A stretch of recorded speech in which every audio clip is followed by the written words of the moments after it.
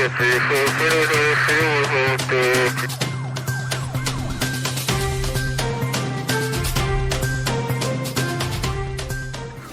Fourth Estate.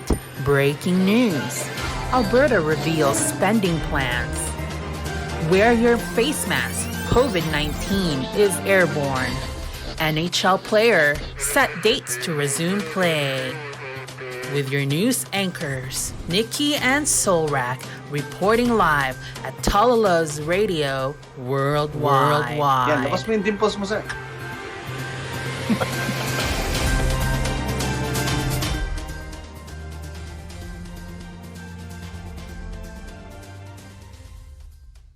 It's time to get serious, everybody. Welcome back here at the Fourth Estate. We missed you all. I'm Solrak. And I'm Nikki. Good evening.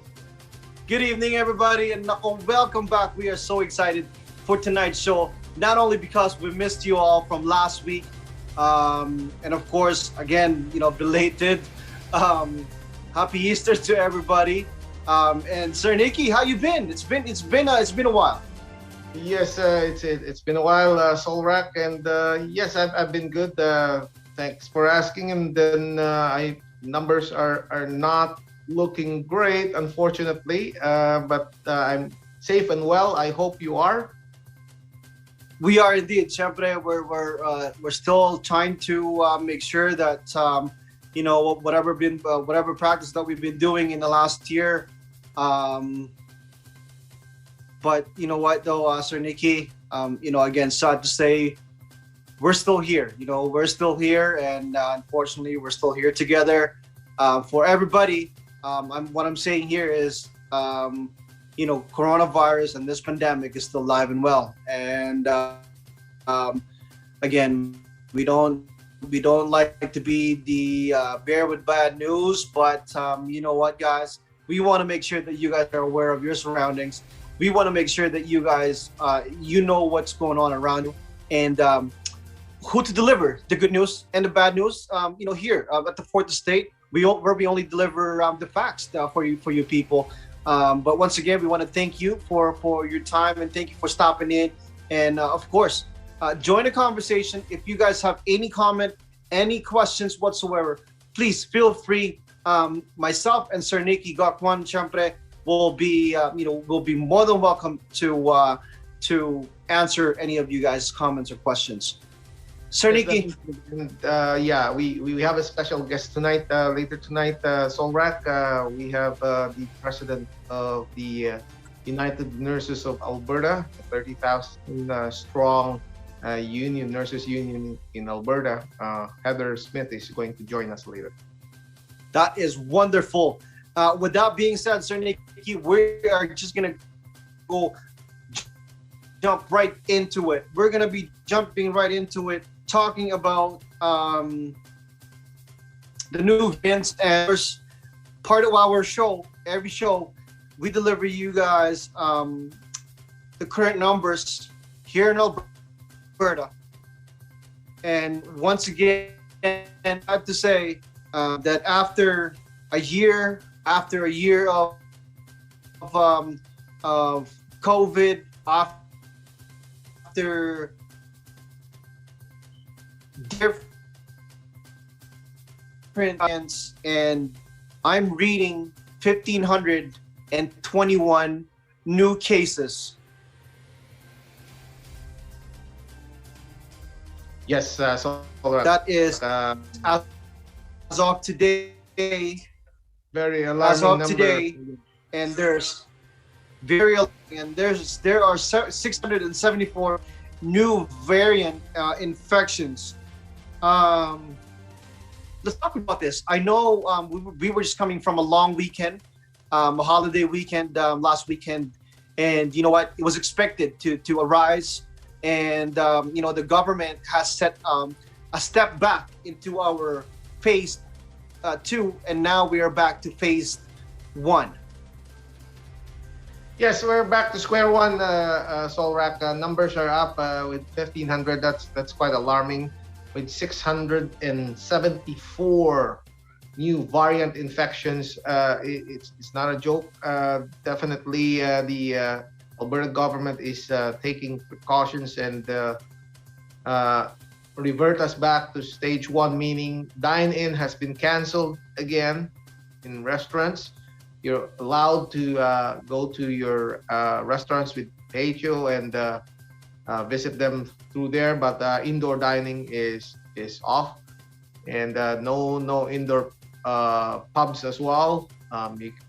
But during at the patio, you are allowed to do that, which Solrak brings me to the conversation of saying, why aren't we restricting liquor for now? Because once we've said this, and again, let me say this, that when someone is intoxicated, someone will not social distance. How can someone social distance when he is intoxicated?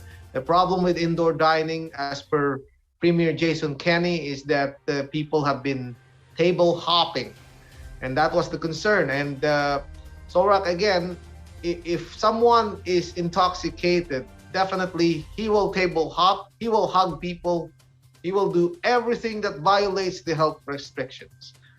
As far as following restrictions, that's gonna be to the garbage can, because he's not aware of what he's doing. Again, this is not to put down all of the pubs or restaurants whatsoever, but yes, definitely 100%, Sir Nicky. As we all know, there's also saliva jumping. You know what I mean? And so on and so forth. They could be social distancing, for all we know. But you know what? When you're drinking, when you're at a pub, it is a common thing that whoever is on that pub, bar, whatsoever, they're gonna be spit talking. They're gonna be talking, right? Well, don't get me wrong. The pubs are good. I support local business. We support local business here at the Fourth Estate. But we want to state that, the pub should have a limited number of drinks provided to the clientele. What do I mean by that? Well, you can have a beer. You can have a couple of bottles of beer. That's fine. But beyond that, that's a different story. Exactly, true enough. And again, we can't stress that enough, that I know a lot of these pubs, a lot of these restaurants has done their due diligence just to make sure that they can keep their doors open. And at the same time, they've invested a lot of money for all of the flexi glasses that they can put on in between tables, at the reception, whatsoever, whatever the case may be. They've basically broke their banks just to make sure that they can keep their doors open. But unfortunately, Sir Nicky, from a small restaurants going up to big ones, again, we've always been talking about it, just to close their door, they're costing them $30,000 and more, right? So, you see, but again, a lot of restaurants are unhappy because they're back to square one, and they barely made some money, or they just made a few bucks, and now they're back to square one. The government says that it's because of this table hopping, and I believe, Solrak, that when we do stuff like this, enforcing regulations is very important. If we have inspectors going around and seeing that people are violating in a particular restaurant the social distancing measures, or the same household, then we should shut down that restaurant. The restaurant should be responsible enough to enforce these regulations. If the restaurant is not responsible enough, then they should close down. But we should not bring the rest down, because it's quite unfair to the rest of the restaurants. And not only that, Sir Nicky, you know what I mean? Like, I don't know why is it always the first one to go is the restaurants. You know what I mean? Like, me, myself, and my family, I mean, we do our thing. We go to the restaurants. Of course, it's seldom now. But again, I don't know why it's always, to those people that's getting the finger pointed every time that our numbers are coming up. You know what I mean? Like, I guess we've talked about this. There's the school, there's the airports, there's the borders and things like this. There's a lot more things that we can shut down and close that we know manufactures viruses and so on and so forth, like what we were talking about earlier. How come we haven't stopped any of this? Like, how come we're still allowing people to come into our country, to our province? How come we're still allowing kids, to socialize with other kids and things like this? Yes, they need their school. They need to keep moving. They need to be informed and they need to study. But Sir Nicky, is this the right time? Is it worth getting sick right now? Again, mind-boggling. The numbers are really, really, for me, it's not expected. I didn't expect it to have a third wave, but here we are. Yes, Solrak, and talking about schools, I know there is a plan to eventually shut down schools because of this third wave, right? Yes, what I'm hearing too, and hopefully that comes to a conclusion as soon as possible. Because again, we don't want anything to spread any further. I mean, look at this. We were only 2 weeks apart from having 400 to 500 cases. Now we've tripled that in 2 weeks. Sir Nicky, this is alarming, very, very alarming. Ontario is already shut down. BC is shutting down. Yes, and Cold Lake, I believe, is shutting down. So there's so much pressure now as far as how these numbers are going. And I believe there is really an urgent need to shut the airports and shut the schools. Shut the airports. A lot of people think that the airports are shut. They're not shut, okay? I've heard from reliable sources that people are still leaving this country, going elsewhere, and not even mindful about the quarantine measures when you come back. They don't mind paying. They don't mind paying the $2,000. So that's not stopping them. So, but if you have measures, say shut the airports. Most of the successful countries, Solrak, if you look at the data globally, successful countries who have fought COVID-19 have shut their airports as early as January of 2020. And here we are in Canada, airports are still open. So what do we expect out of this? How do we expect to come out winning against COVID-19 if we don't do something to our gates? The gates are open. Yes, Sir Nicky. I mean, we don't have the magic ball, obviously, but and so is our government, definitely. I mean, they don't know they don't know what is gonna happen in the next little while here again. Again, it's not to blame one guy, it's not to blame one party, it's not to blame anybody, but there's got to be a right ways of doing things, and like what you said, compare it to other people, compare it to other countries who's done right, who's done their due diligence to make sure that whatever it is that's gonna come into my door, I ain't letting it happen, and I'm not gonna let it come in to our country. You know what I mean? So kudos to those guys that stepped up and did the right way of doing things, I guess, to eliminate the variances and all the possibilities of having second and third wave. Now, Sir Nicky, there are other things, other than just being Ontario or BC or Alberta. Canada itself has recorded a new single high or cases record for one day, and that number is 9,244. That has been reported just earlier today That is a single day high since the start of the pandemic. Very, very alarming. Now, Sir Nikki, 9,244. We're gonna compare it to our mainland Philippines. Sorry, our home country Philippines, who has 12,000 and I believe 400. Correct me if I'm wrong. 400 and change cases in a single day. 3,000 apart compared to the numbers of population. It's staggering. Yes, you know, Canada is not even 50 million people. The Philippines has 107 million people with 12,000 infections. Obviously, that's a daily number, and that's quite alarming.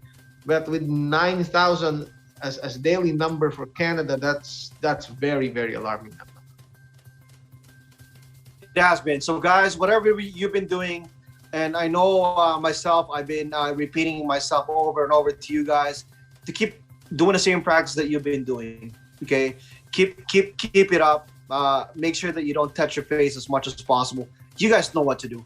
What I'm saying is, you know what?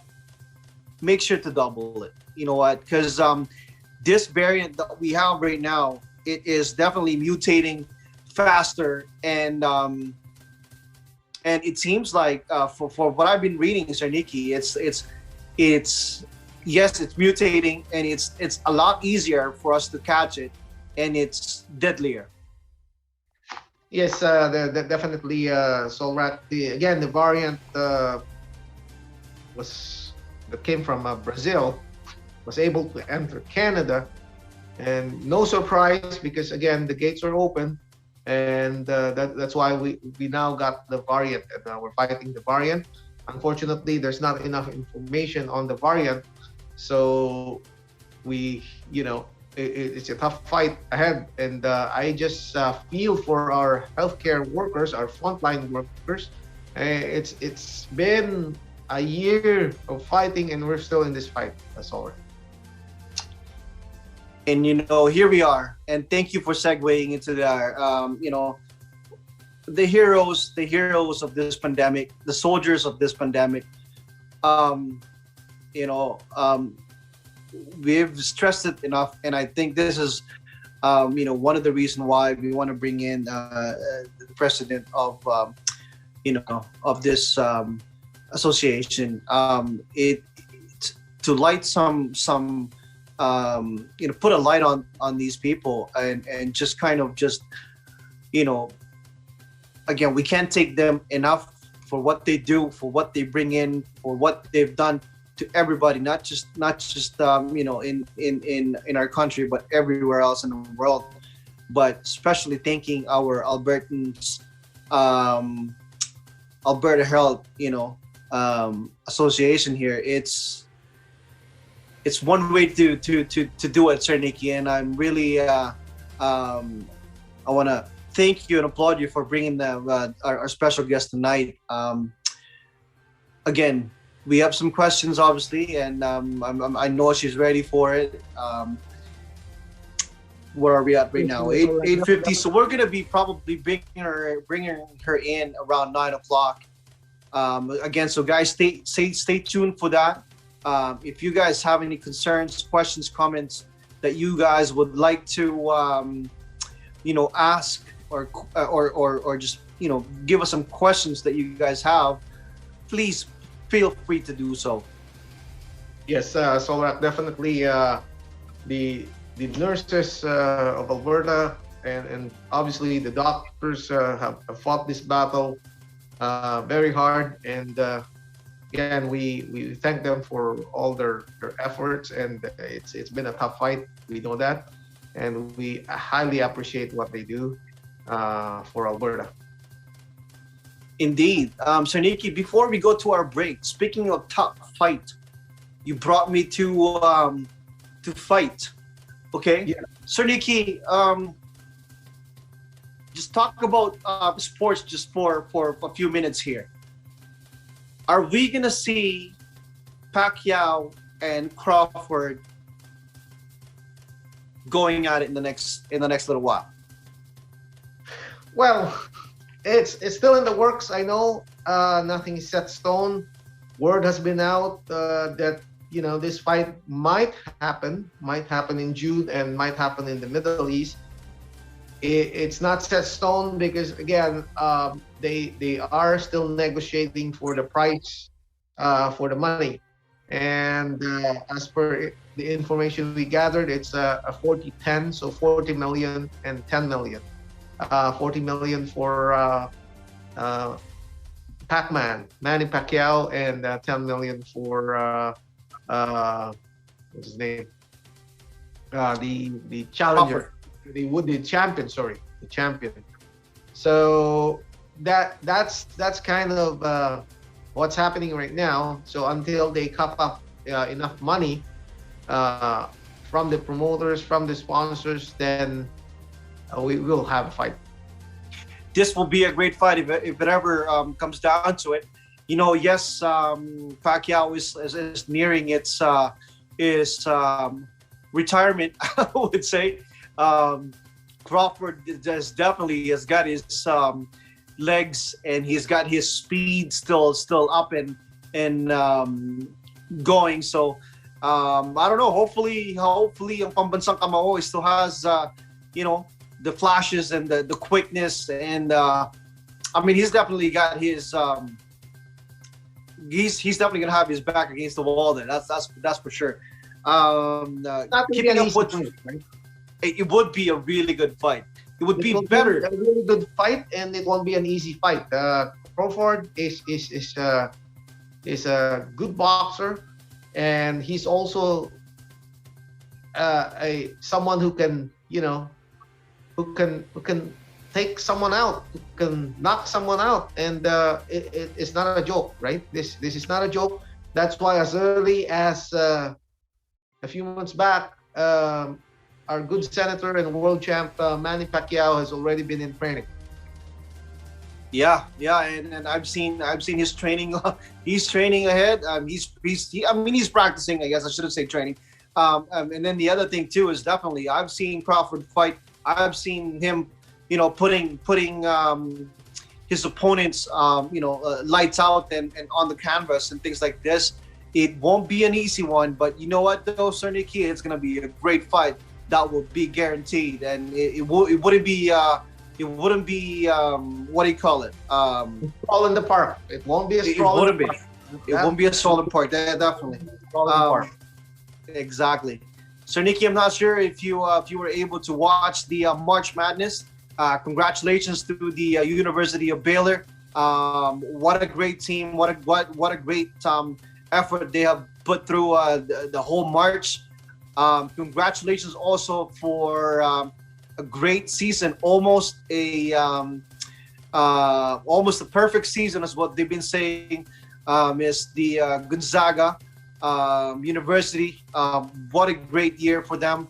Lots of great kids, great players, and they're going to be those guys are going to be they're going to be really good once they make it to the NBA. And I believe two of those starting five from both teams, Butler and also Suggs, man, great competitors. And they're already got their name. I think in the first top 10 on the draft pick coming up here in the summer. Yes, definitely. There's a lot of things going on, and Solrak, did you see that news of a Shaq O'Neal bought and paid for an engagement ring? And yes, that's something, a shout out to Shaq O'Neal. It's something beautiful. The world is turning to be a beautiful place. It's been a beautiful place, but it's getting to be even better with seeing people like Shaq O'Neal put out a bill for someone's engagement ring. You know what? He's the big bear. Like, Shaquille. He's got a great heart, and definitely, he's definitely isn't shy when it comes to giving back and things like this. Man, saludo. He's great for what he does, definitely. Um, Sino pa? Any of the PBA legends that you wanna congratulate? I think they have a lot of things going for the PBA legends. I know from the post recently from Sir Alan Kaidik that they, that the PBA legends are putting up some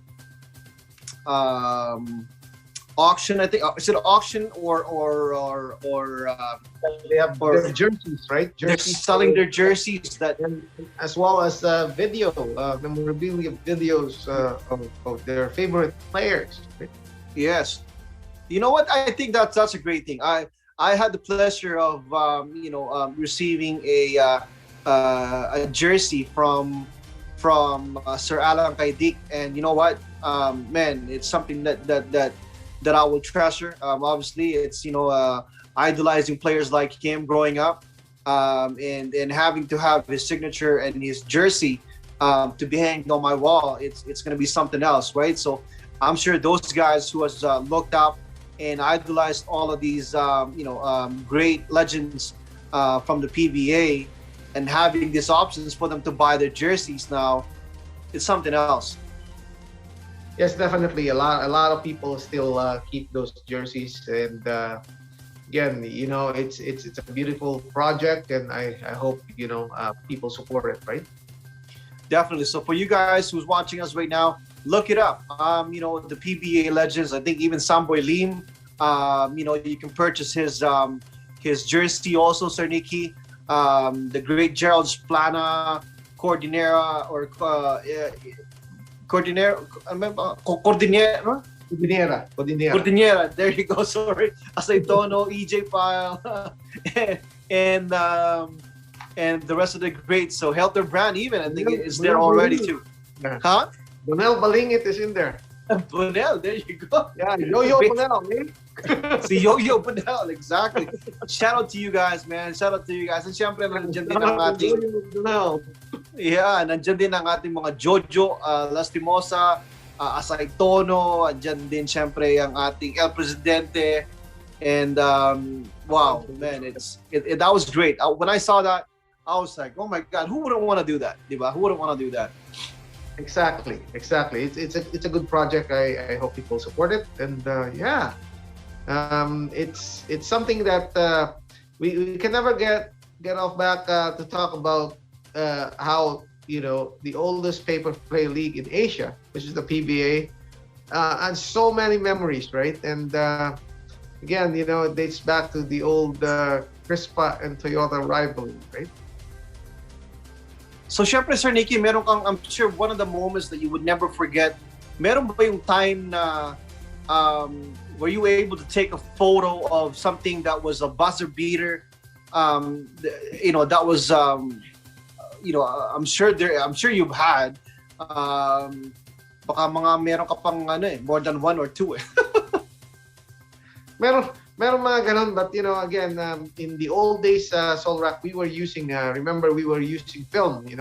It's quite different as far as what we have today, digital.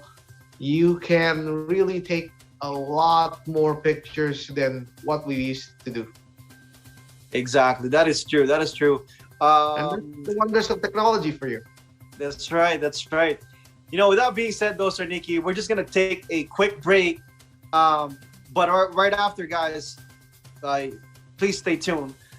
We have a very special guest who will be joining us in the next little while here. So, dyan lang po kayo. Wag po kayong aalis. Myself, Sol Rock, and Sir Nicky will be right back, you guys. Remember, if you have questions, just write it down.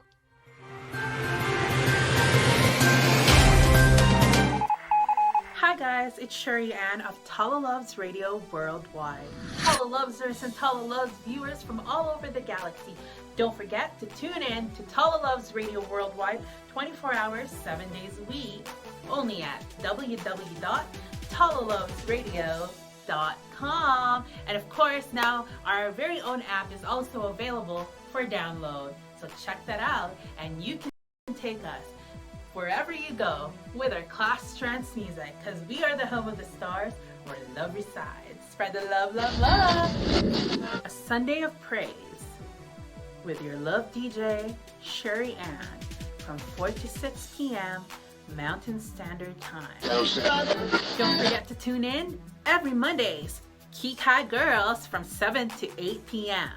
Cause you feel you, I feel me, I feel you, we feel each other. Cause we are the Geek High Girls. Angel and Sherry Ann. Tune in every Thursdays from 7 to 8 p.m. at TalaLuvzRadio, our local radio here in YYC, with your love DJs, Sherry Ann and DJ Soulrack. Every Fridays, Saeed Karis TV from 7:30 to 8 p.m. Mountain Standard Time, with our DJ, VJ, Saeed Karis, aka DJ Love. Tune in every Fridays from 8:30 to 9:30 p.m. for our breaking news live with Carlos and Tita Nikki. The Fourth Estate. Check out every Saturday from all day, only at TalaLuvzRadio Worldwide at www.TalaLuvzRadio.com and our very own app at TalaLuvzRadio. Download it now for a top 40 Billboard charts all day long on Saturdays.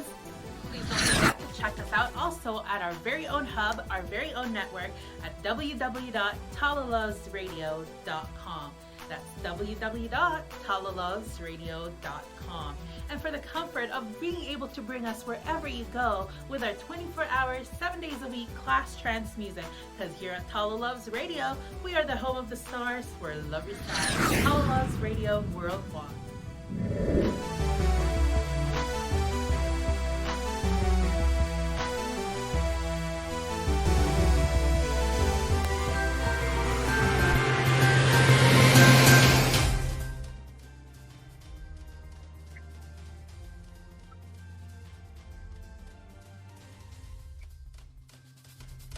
Hello, hello. We're back again here. I'm Nikki and I'm with Soulrack and our special guest tonight.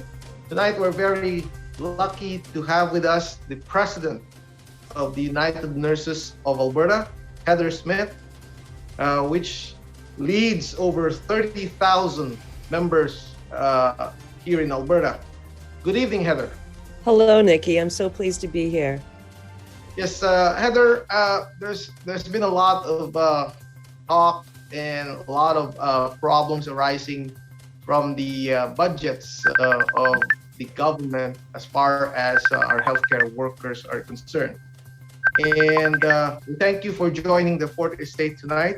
So I understand government of Alberta is drastically cutting $1.2 billion in healthcare workers' compensation over 2 years. And adding more than 3,000 jobs to this sector. So to get a better understanding of the situation, why is it that they want to cut the paycheck of our healthcare workers fighting the current pandemic? Yeah, well, that's a really good question. This goes back to late 2019, actually, Nikki, and the McKinnon report, which encouraged the government to look at very massive contracting out, some 11,000 healthcare worker jobs, as well as for nurses specifically, the elimination of 500 full-time equivalents, which would be about 750 nurses. Basically, the government wants to change the way we deliver healthcare in the province. They want to bring in more private enterprises, contracting out of jobs, and it's a sort of in many ways a return to the Klein fight we had in the 90s in terms of this government wanting to change the way we deliver healthcare. And part of it is wanting to cut compensation. They say, we are the highest paid. Well, on average in Alberta, wages are across all categories are about 15% higher than other parts of the province, other provinces. But this government wants to change the way healthcare looks. It's very much what we fought in the 90s, and part of it is what I've referred to the government's demands on healthcare workers as a tax on healthcare workers to subsidize what we have here in Alberta as we have a income problem, but right, we have a deficit of about 25% in our budget because we can't rely on oil and gas, and the government wants healthcare workers and government workers to subsidize the fact that we don't have an adequate income for the province to deliver essential services. So the finance minister has said that we have a spending problem, but No. and that's contrary to what you're saying, that we have an income problem, and we need to obviously increase our income with the loss of some of these royalties from the oil industry. And what I don't understand though is why healthcare? Why particularly healthcare? There's a lot of other industries that you can look at. There's a lot of ways to cut. I understand that government is tight on income, is tight on the coffers, but there are ways of doing things, right? Well, there are, but the bottom line, Nikki, is we have a revenue problem, and we can pretend that we can fill that hole by slashing salaries of healthcare workers and government workers and public sector workers, but that is a band-aid solution. We need a real solution to our economic situation. We have to recognize that we have to transition from being dependent on an oil and gas revenue. And this government and what public sector workers face is a continued denial of reality. And unfortunately, what's happening in healthcare right now, for over a year now, healthcare workers have been at the forefront, heroes for some, dealing with the pandemic. But what many people in Alberta don't realize is just before we went into the pandemic, we had a real frontal assault on healthcare workers, including nurses, but not just nurses. The government's talking about contracting out 11,000, privatizing, contracting out 11,000 of our colleagues. But certainly for us, when we went into bargaining in January of 2020, Alberta Health Services confronted us with some 250 rollbacks. Monetary is part of it, but it's rolling back provisions we've had for literally 4 decades. But that's not the answer to Alberta's economic woes. And unfortunately, for many nurses and other healthcare workers, while people in the public may consider them heroes, many of them are feeling they are zeros in terms of being respected for the value of our contribution. Yes, and Heather, so talking about the problem, and you mentioned income problem and going to the alternative ways of energy or doing business. There's a lot of things going on in Alberta right now. I know there are industries that, like the lithium industry, the geothermal industry, and so on and so forth. Do you think the government should focus more into this? And let's face it, for now, oil will be at the back burner of things, right? Well, it is, but I think if we had sort of followed what I think Peter Lougheed would have envisioned for our province, we would have already had started diversification. There have been many calls for diversification of our economy for at least 2 decades. Suggestions that we should have been investing in upgrading our oil and gas, our oil products here, and getting a better return on our natural resources. Unfortunately, that wasn't done. We had one form of government for 44 years, and instead of making those kinds of investments that would have put us ahead of the transition, it has to happen. I mean, the transition from oil and gas, we are left in the situation we are, and unfortunately, a government thinks that the answer is to beat up the workers who contribute to essential services here in the province in terms of education and health. So, I mean, yes, we need to diversify. We should have invested in upgrading. It's not too late to move to those kinds of things. But unfortunately, in the short term, healthcare workers and other essential workers, education and others are facing some very unnecessary threats to their job security and stability. I mean, the government and maybe you don't want me to talk about this, but when the government talks about, contracting out 11,000 jobs in healthcare, basically saying we're no longer going to have you as an employee of Alberta Health Services, you're going to go to, you may get hired by a private company that will now provide those services. They make it sound like it's just a change in employer, but that's not the case.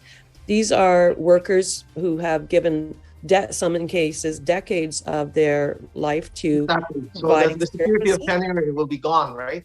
Right. And but whether or not they even have the same level of income, whether they have the benefits, and whether they have pensions, those things all affect the economic stability of Alberta. That if we have, retired employees without pensions, those are workers that no longer have the same economic input into our economy. I mean, it's not just a matter of you're changing your employer. There are this affects a lot of people, and it's a chain, Heather, and this is a bad it's a bad precedent. We don't want something like this. If people have been in healthcare for a while and have been employed with a company, we definitely want to keep them, with the same employer and retire with the same employer. We don't want to see them move. That's quite unfair to those people, especially to our nurses and other healthcare workers who work so hard, especially in this pandemic. And this is the reason why it's bothersome to see that, I understand negotiations has been postponed because the government didn't want to handle this or tackle this situation right now because of the COVID pandemic. But shouldn't it be that they should tackle this because just to get rid of this lingering in the minds of our healthcare workers? Well, it's yes. In fact, Nikki, this is really important. Other provinces have negotiated contracts with their nurses. Saskatchewan, for instance, right next to us, months ago, negotiated a contract with the nurses there. They didn't ask, they didn't negotiate rollbacks to the nurses. But I mean, there's no reason. I mean, we're communicating tonight by Zoom. There's no reason we can't meet and negotiate. We have not met since March of 2020. We need to go back to the bargaining table because we need to know if, in fact, Alberta Health Services is going to bring more rollbacks to the ones they've already tabled. And nurses, there's been an incredible amount of stress over the last year. People afraid, what they may take home, what they are exposed to. And this is an unnecessary set of stresses in terms of, will I be facing massive rollbacks in my contract? And will I be facing unemployment? Will I be losing all my colleagues that are so important, that people may not think that a housekeeper or somebody who's involved in food services in a hospital is important, but they're part of our team and they are very important to us. And so, this is an unnecessary stress. Exactly. So, yeah. So with that being said too, Heather, the way the pandemic is evolving right now and the way the virus is changing, and that we have seen influenzas and other viruses, is that they actually don't go away. And we're learning that there's a lot of these different variants and things like this. Now, what you were mentioning earlier, how can we say that our heroes are being protected for all of these type of instances, and say they receive it? Are they, because we can obviously say that they're not COVID free. No. And only about 44% of healthcare workers employed by Alberta Health Services have actually been vaccinated at this point in time. Alberta Health Services has been very good in terms of procuring personal protective equipment. I do commend them on that. That's one worry that, my colleagues in other provinces have had to face that we have not had to face. But we have many miles to go in the COVID struggle, and it is a daily fear about what they face in their workplaces, what nurses and other healthcare workers face in their workplace, and as I said earlier, the fear of what they may take home, right? And early in the pandemic, we had concerns raised by people who didn't want, who literally shunned and avoided healthcare workers for fear that they may create a risk to them. It's not a good situation, and unfortunately, it's far from done. And as I said, if we only have 44% of Alberta Health Services healthcare workers vaccinated, we've got a whole lot to do very quickly to create a safer environment for them and for everyone else. And so, Heather, how can we say that Heather Smith, the president of the Nursing Association here in Alberta, what is she doing to in a way help and get the point across to the government on how we can say that, regardless of what it is, if there's anything were to happen, you guys are protected? Well, unfortunately, Salrak, this is a government that does not talk to me or to unions. I have never met the premier. I have never spoken to the health minister, unlike my colleagues in other provinces. They don't want to hear why from are they us. so scared? Pardon? Why are they so scared? I don't know. What's scary with Heather Smith? I don't know. I mean, I've met all the other premiers during my terms and ministers of health, but they don't want to hear from us. In fact, this government has brought in legislation. It's called Bill 32, which is really meant to silence our ability to advocate for things like pharmacare and pensions and all the things that we think contribute to a more stable, Alberta. And so no, I don't know why. They don't want to hear from us. Don't confuse us with the facts.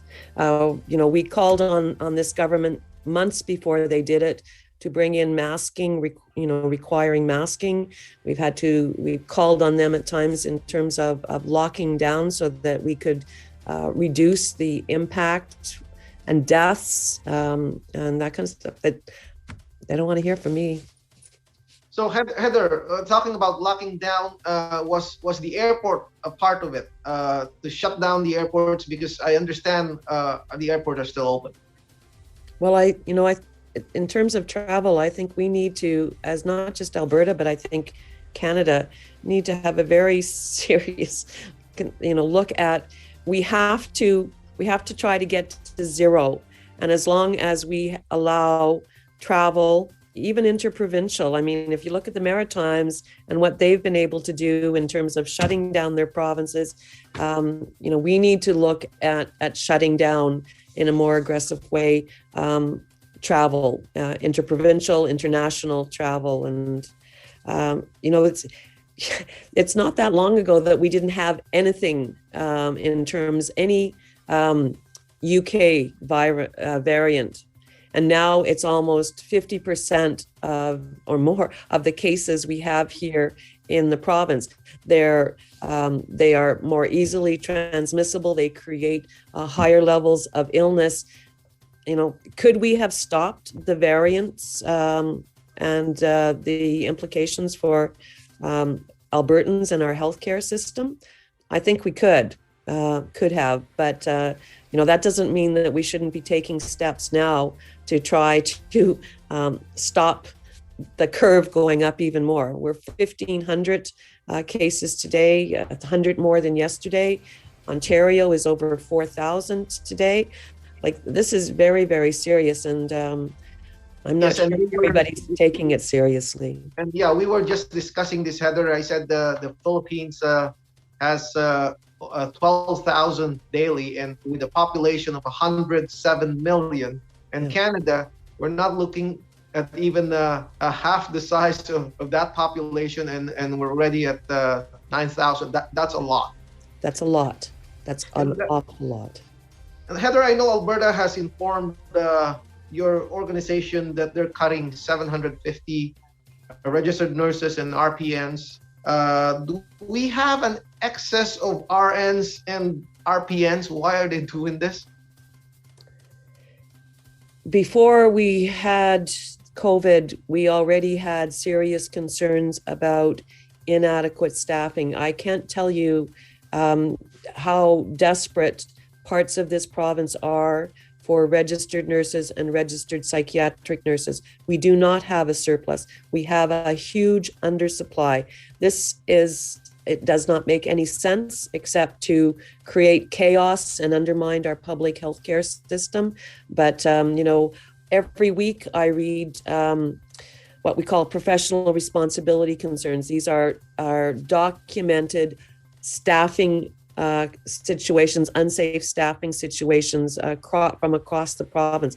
We do not have a surplus. We have an absolute deficit, and it is being ignored. What has been happening, and you mentioned, and I want to come back to that, you mentioned that the government said they were hiring 3,000 healthcare workers. Yes. What that appears to be is not hiring nurses or physiotherapists or respiratory therapists. That is hiring something I believe called comfort care aides, which are something less than a healthcare aide. They have only require a grade 10. I've heard they get like 6 hours of training, and they're meant to be like companions in long-term care or something. They play cards and that kind of stuff. When they talk about 3,000 more healthcare workers, they're not talking about skilled healthcare workers. They're talking about unskilled, very low-paid people. And as it turns out, I guess the way we're paying for them is by the cuts they expect to get from nurses and others in healthcare. But yeah, they're not, when they say they're increasing by 3,000, that doesn't mean 3,000 of anything other than the very, very lowest skilled and the lowest paid, a new category of worker. So, Solrak, do you have anything? Yeah, I've just got a couple of simple questions here for Miss Heather here. For Miss Heather Smith, is pandemic real? It is absolutely real. It is absolutely real.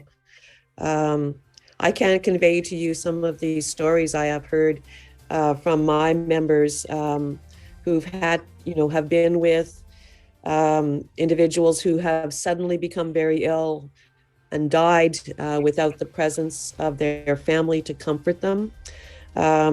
This is very, very real.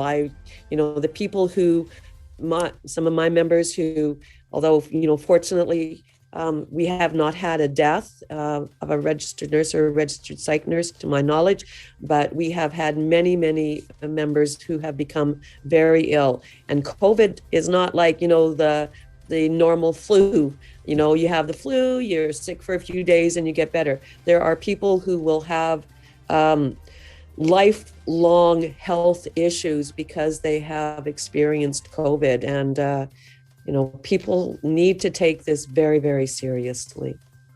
Last thing, should anybody get vaccinated? In my view, everybody who has an opportunity to get vaccinated should get vaccinated.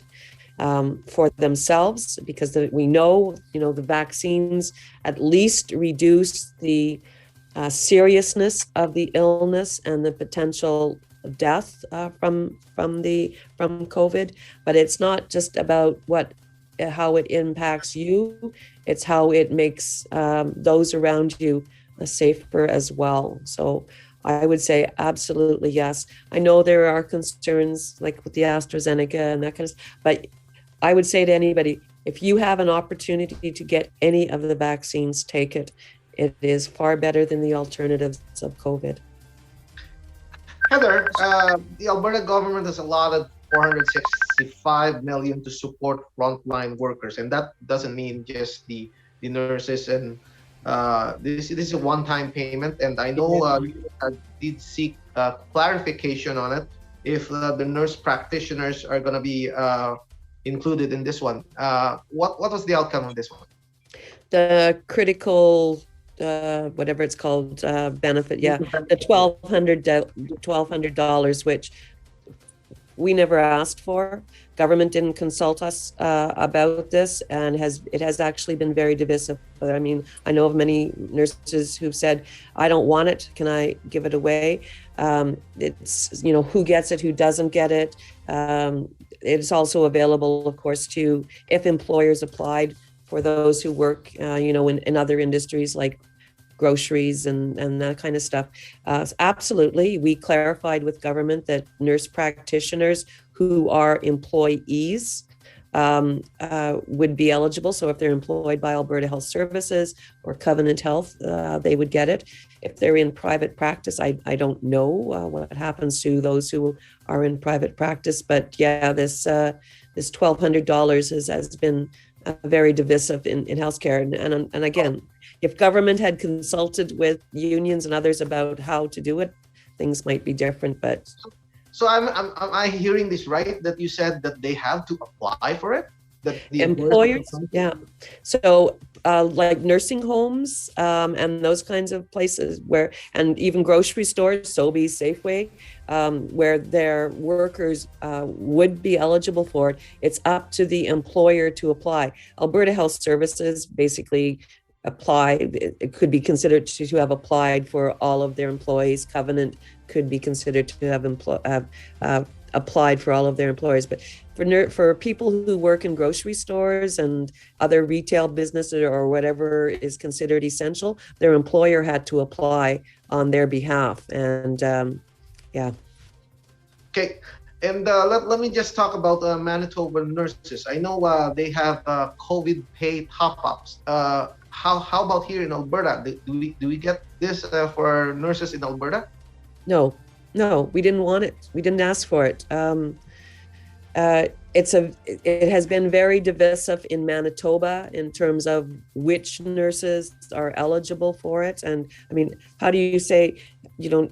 Anyways, we never asked for a top up of the kind that and Ontario was another province where they had some sort of top up. When this came up in 2020, in the summer of 2020, what we encouraged was that all workers in long-term care, it should be directed to bringing up healthcare aides and others in long-term care to the level of payment that perhaps is seen in Alberta Health Services.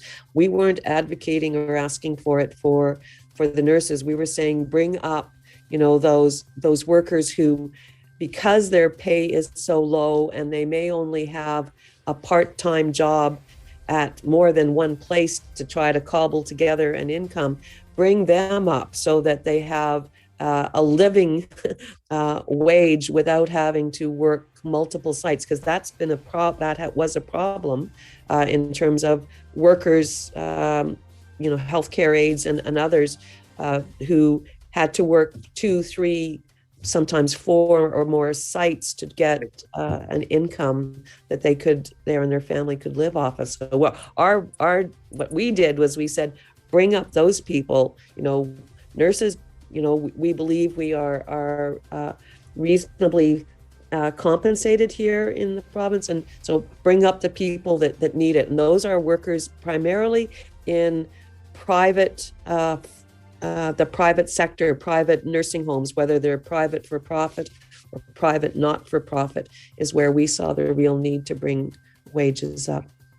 And one more very important question that I want to ask: in the current pandemic, there's a lot of increase in mental illness due to the stress of our frontliners, especially the nurses and doctors and so on and so forth.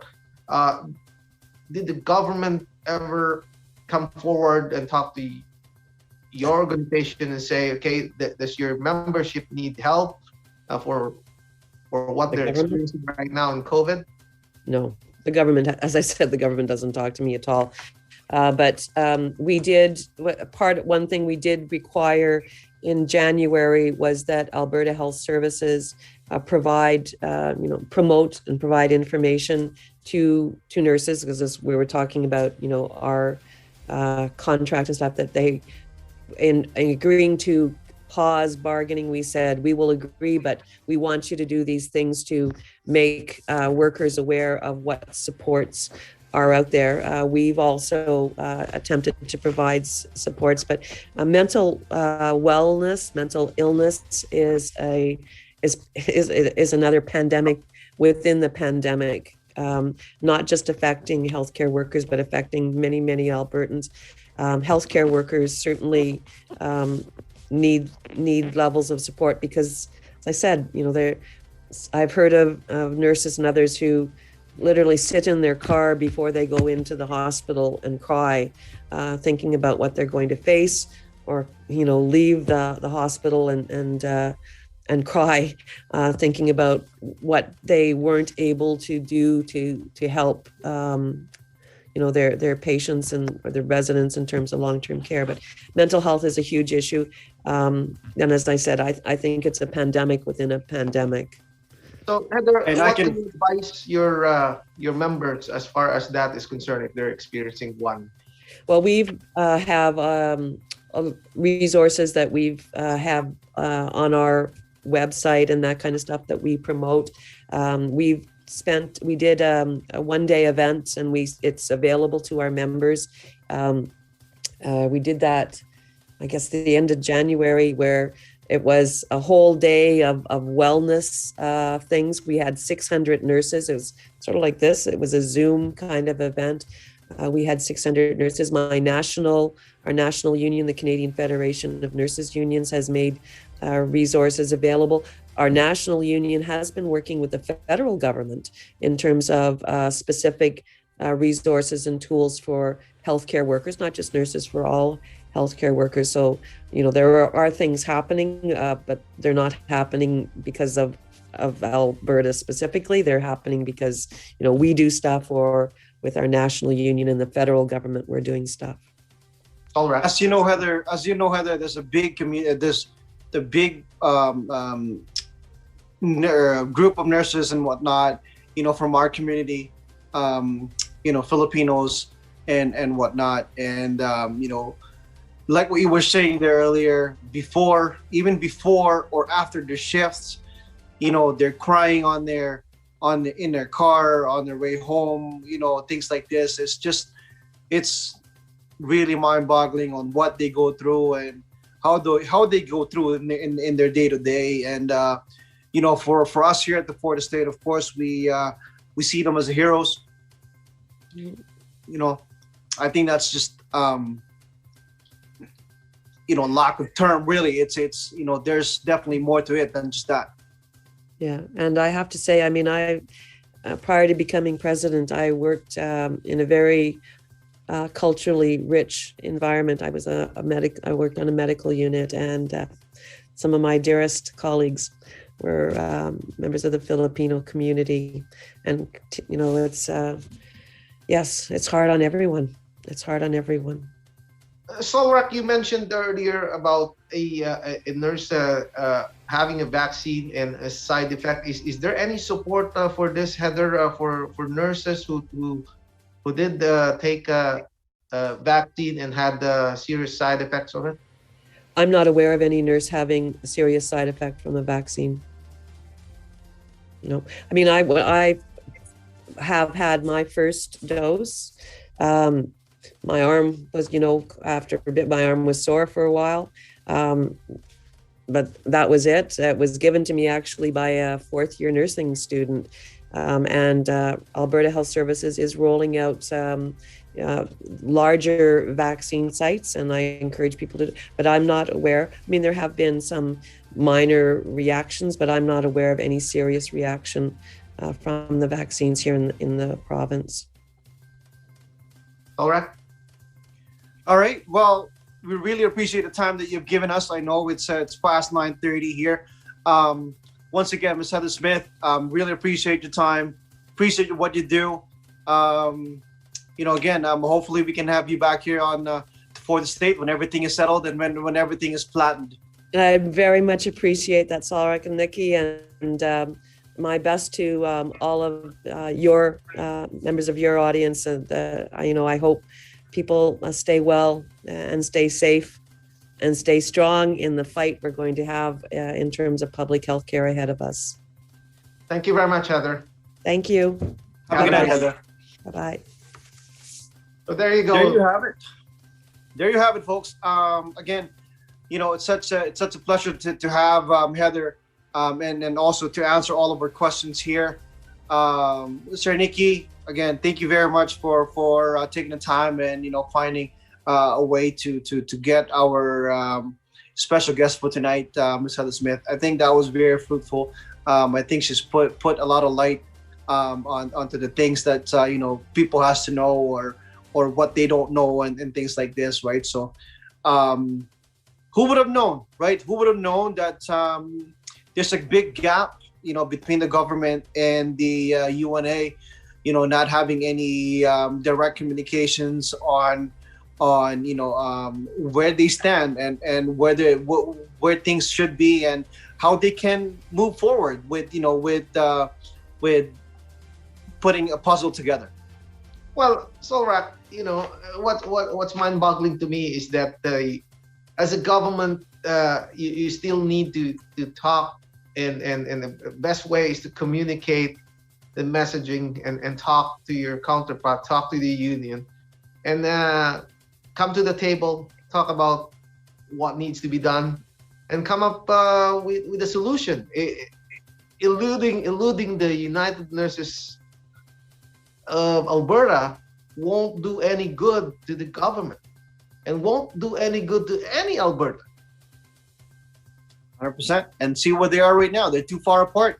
Again, they can't even put through a bill together or again, this is not the right time for it. Obviously, these people are going through a lot. They want to know if their job are secured, and of course, they want to know where they stand.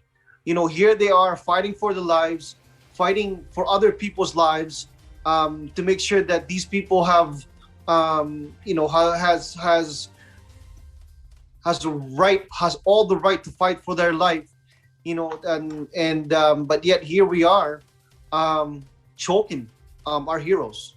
And yeah, you nailed it, Solrak. You nailed it when you said, again, these people are fighting the pandemic right in front and center of the pandemic, yet they're not given importance. We always say, oh yeah, they're the heroes. But at the bargaining table, they're not the heroes. You're not talking to their organization. So what's going on? Exactly. And for me to hear, yeah, exactly. And for me to hear what they feel inside of all of these heroes, hearing that, sometimes they feel like zeros, that is to me, what are you going to do, government? What are you going to do, government, if all of these nurses in this union, again, it's not that they threatened you. They've done this during the summertime, where they were, putting a rally together, and they didn't want to work because they couldn't, come to grounds, right? If it wasn't for their heart that they want to help people, that's why they're here. That's why they're here, and I think that's why they're still fighting for this pandemic, and that's why they're helping us go through this pandemic. But why are we doing this to our nurses? It bugs my mind. Who to talk to?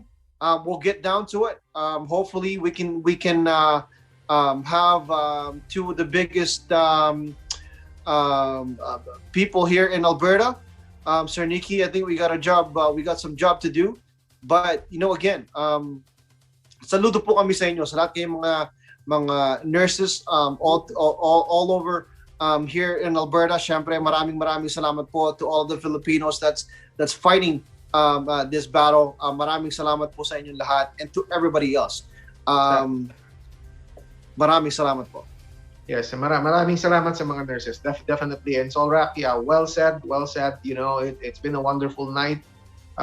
Good analysis that this pandemic, the nurses play a very crucial role, as well as the doctors, as we know. And if the government have a partial agreement with the doctors, then it's high time they sit down with the United Nurses Association. Disregardless, we know we're fighting a pandemic, but if you could negotiate with the doctors, then you should be able to negotiate with the nurses virtually, just like what we're doing here. There's no reason for it, no rhyme or reason, and not coming to the table is not being sincere in a negotiation. So that's a bad precedent, and we don't want to see that in a government, right? Just like in any battle, any war, Sir Nikki, doesn't matter if you're the general, it doesn't matter if you're the lieutenant, it doesn't matter if you're a platoon, or it doesn't matter if you're carrying the bag for the phone or the food, or you're the actual nurse for as a soldier. Same thing that goes along with our with our nurses, our doctors, the people who cleans, and the people who maintains, the security guards. Again, to all the emergency crew, to all of you. We're not just singling out the nurses, of course, but everybody who's helping, and everybody who's put on their work outfit for you guys. I'm lost for words now, but maraming salamat. Thank you very much to all of you. Yeah, it's bothersome, Solrak. You know why? Because again, we care, and we care because there's a lot from our community in healthcare, and not just because they're from our community that we care. We care for the rest of the other multicultural communities who are in healthcare, and healthcare is what sets us apart, what makes Canada different, and we must protect this, and we must make sure that it stays the same way as it is. And Yes. that's the Fourth Estate tonight with Solrak and Nikki, and it was a wonderful night, Solrak. Maraming salamat sa iyo, Sir Nikki, and stay strong, stay healthy. Regards to everybody, and maraming salamat po sa inyo lahat. At sa inyo po, and people, again, let's keep the battle strong. Kaya po natin to. We'll be right. We'll be back po next week, Friday once again. Syempre, every Friday po tayo here at the Fourth Estate. Wag niyo pong kalilimutan, 8:30 hanggang 9:30 po kami. Kita-kita po tayo ulit. We'll see you again next week. Maraming salamat po. Have a great weekend.